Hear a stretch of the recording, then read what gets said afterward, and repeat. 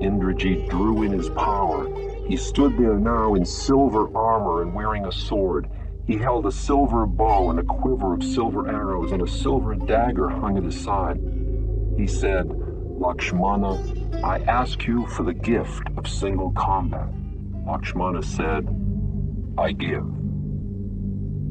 Indrajit fell onto his left knee, held his great bow out flat before him, and shot 1,000 arrows at Lakshmana. Lakshmana cut them down as they flew. Lakshmana shot 7 arrows and cut Indrajit's 7 armor strings, and the silver mail fell down like a cluster of stars spilled out from heaven at night. So fleet and swift were both warriors' hands that no one could see them notch an arrow or draw their bows, just as no one can see his soul behind his own senses. Arrows veiled the sky. Sparks and noise filled the air when they struck head-on. Indrajit drew his sword and whirled it over his head. Lakshmana shattered it like glass with his arrows. Then Lakshmana withdrew Agastya's arrow from its pocket in his quiver, a long grass arrow with a silver blade. He put it on his bowstring and pulled it back to his ear and said, "Kill him." He released the bowstring and beheaded Indrajit. For an instant, Indrajit seemed to stand alone in light. Then forward fell his lifeless head, and backward fell his body. The altar and fire and weapons and offerings were gone. In death, Indrajit's corpse and his head took on their true forms. Nothing beautiful remained.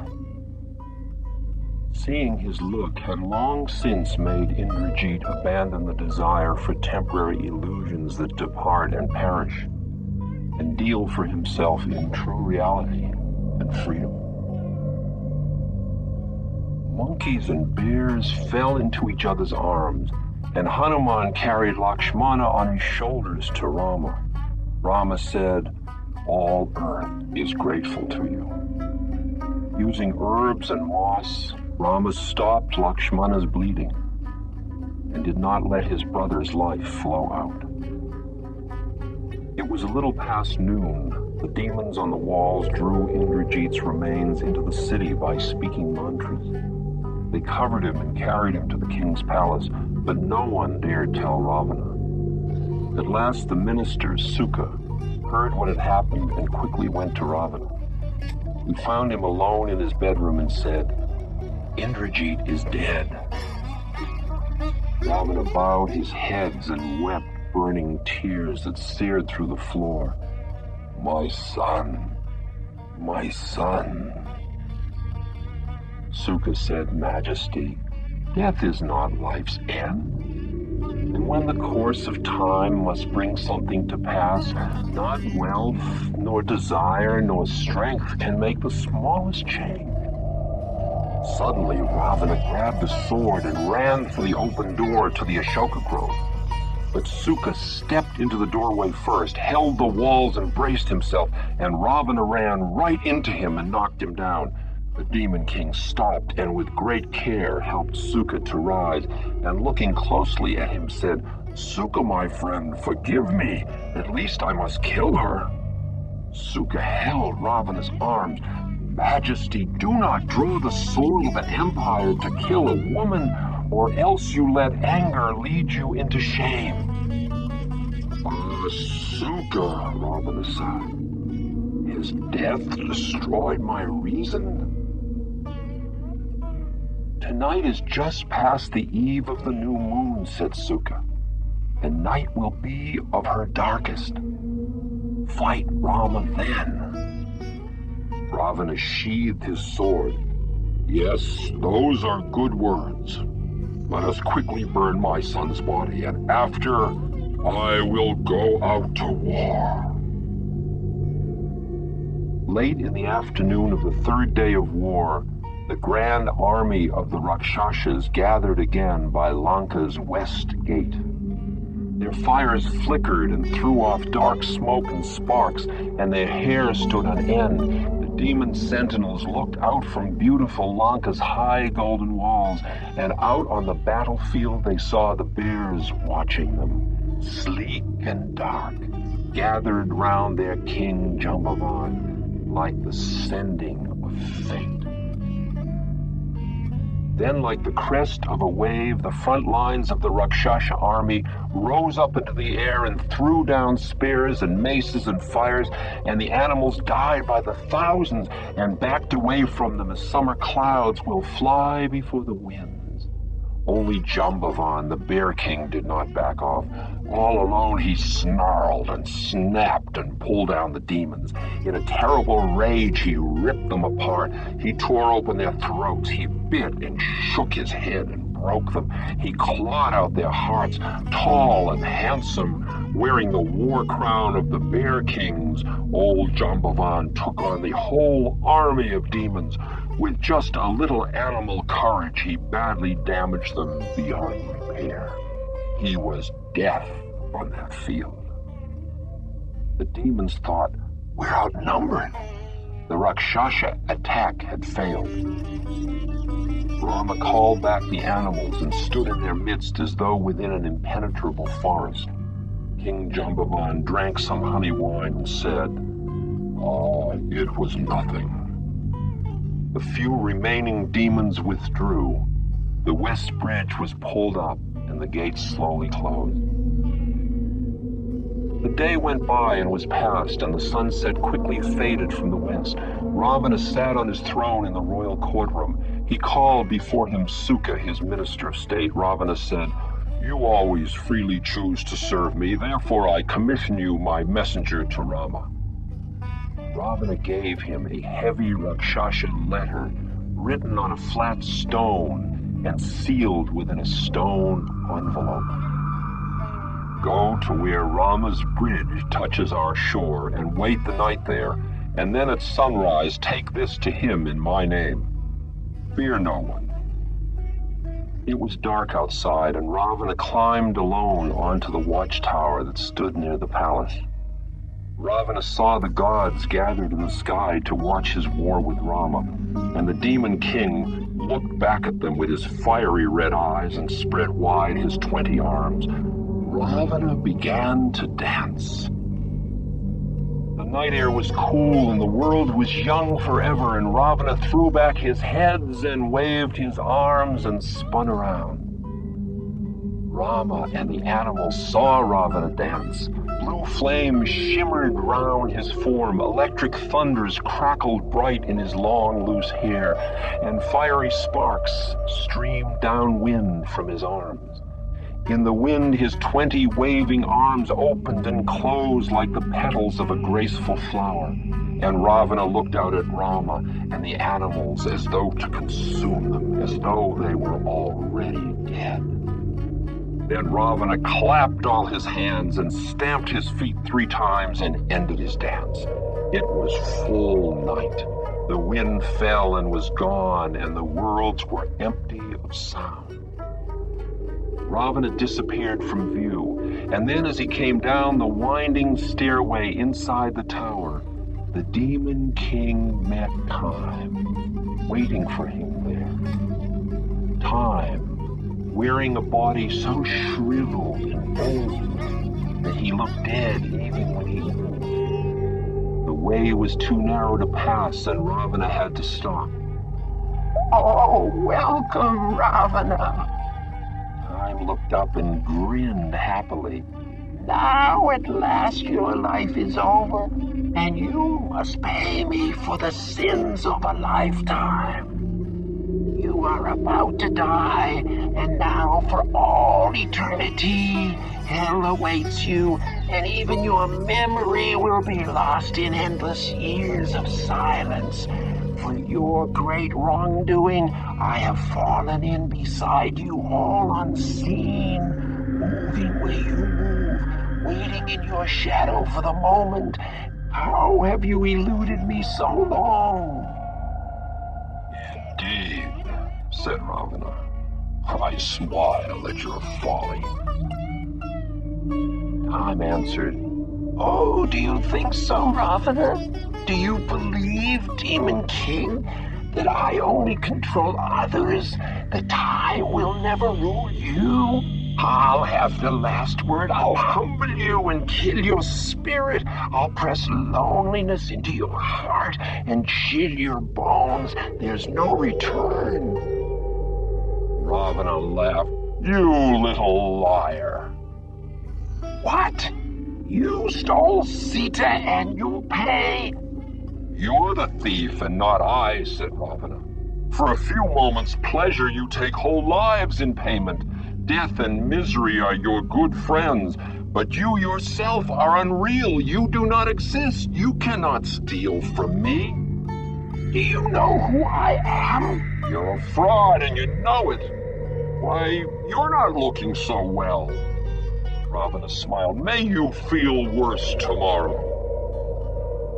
Time said, Ravana, you're mad. There's no help for it. You're doomed. All the good times are long gone by. Things can never be still. All must change and die. It will be as though you had never been. Time will pass, Ravana. Time will pass. We know better than that, said the Demon King. Love is eternal, and we are beyond your reach. Just a moment. Don't be absurd. You don't believe all those old stories, do you? Oh, I believe them just enough. This time you've made a mistake. You have wrongly faced Ravana, who has gambled his life for love. And always will, I guess. All loss of love or life is a lie. Old age is an illusion, and only bad things perish. Really? I failed to see what... I'd forgotten you had that problem, smiled the Demon King. But I must be on my way now. My time is far too valuable to waste on anything but daydreams. Be careful. Turn and go. Back away from Ravana, who will fight and die for love. For good love never dies. How did you find that out? Oh, Kala, stand aside. Pretend to rule styles and fashions if you will, but don't talk of being over me. You're but a poor slave yourself. Then Ravana touched Kala but lightly with one hand and stood straight again. Time started to sweat. He sneezed and looked around. His voice cracked when he spoke. Why, it's all dusty. Everything here, it's all covered with fine dust. Ravana stood with all his hands on his hips as he watched time fade and vanish with a puzzled look, ever still trying in vain to say something more. Ravana stood on the empty stair. Then Ravana hurried to war. The Demon King left Lanka through the 5th gate, by the Gate of Illusion. The monkeys and bears were watching all the 4 city walls to see which one would open, when Ravana and his horse and chariot winked into view, coming down through the air and hit the ground with a smash like a mountain falling flat upon the world. Ravana looked out across the plain and saw Rama facing him, on foot and unafraid. Look, there he is, Rama pointed with his bow, and a lightning flash snapped across the sky, though there were no clouds. The monkeys and bears all ran to Rama. Rama said, "Go back to the bridgehead. It's midnight, and from now on the world is destined to grow light." Then they all left Rama standing there alone. His long green hair no longer matted like a hermit wears, but tied back with a green silk warband. And still he wore bark cloth over his golden armor. Still he walked barefoot without the sandals he'd given Bharata. Partly seeming a wanderer, partly a warrior, partly a king. Still Ravana waited and did not move. Then suddenly a starlight came down from heaven towards Rama. As it drew near to earth, Rama saw that it was a brilliant aerial chariot, a silver car with weapons hung in racks that shone like lanterns, drawn by 10 silvery gray horses flying abreast. That chariot landed not far away and drove full speed over the battlefield to Rama and stopped before him. "A friend wishes you well. I am Matali, heavenly charioteer."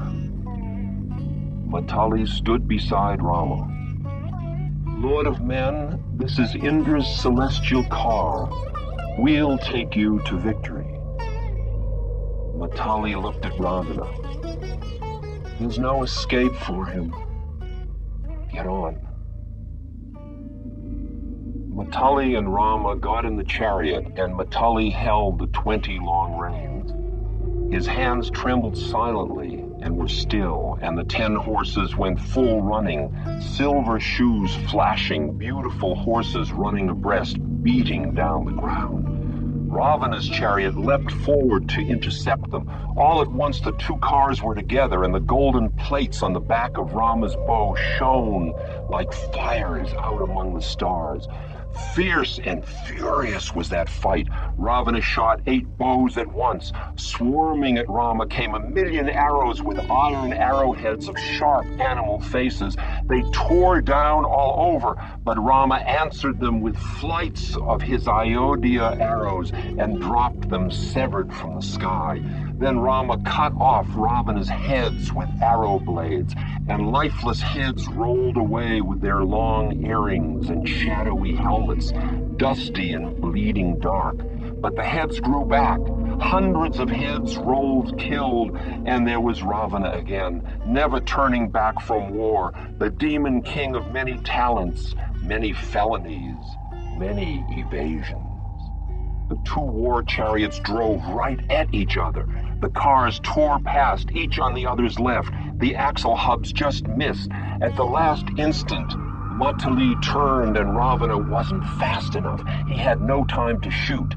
But as Rama passed, he shot an arrow deep into Ravana's left shoulders, and the demon king had to hold onto his flagstaff with his right arms to keep from falling. The chariot slowed and circled around, facing again. Ravana seized his mace of iron, for years daily washed with blood and now smoking and straining to strike. Ravana whirled the mace in a circle, faster and faster, and the mace moaned, "Woo, woo, woo." Rama reached for Indra's weapons racks. He took a spear and threw it. That great dart went at Ravana, resonant and vibrating with sound, with a noise like the thunder of a rockslide, and the demon lord let go his mace. It sped, and Rama stood in its way. Rama's spear broke Ravana's flagpole. The flag of Lanka lay in the dust. Matali couldn't outdrive Ravana's mace. He dropped his reins and stood up himself in its path. It glanced off his broad chest and knocked him violently from the car. Rama wept and bit his lip.